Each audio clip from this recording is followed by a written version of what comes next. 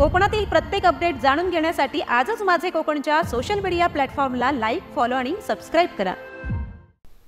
दापोली तालुक्यातील 32 गावांमधील काही दिवसांपूर्वी संपूर्ण तामोंड गावाने, त्यानंतर पांगारी खापरेवाडीने तर दमामे बौद्धवाडीने माजी आमदार आणि जिल्हा प्रमुख संजय कदम यांचे नेतृत्व स्वीकारल्याने शिवसेना उद्धव बाळासाहेब ठाकरे पक्षाची मोठी जमेची बाजू होत चालली आहे।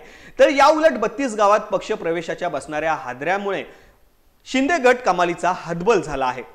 माजी आमदार आणि जिल्हा प्रमुख संजय कदम यांच्या उपस्थितीत दापोली तालुक्यातील दमामे बौद्धवाडीचे अध्यक्ष सुरेश सावंत, उपाध्यक्ष महादेव बिंदू सावंत यांच्यासह वाडीतील कार्यरत शिंदे गटातील कार्यकर्त्यांनी शिवसेनेत जाहीर पक्षप्रवेश केला आहे।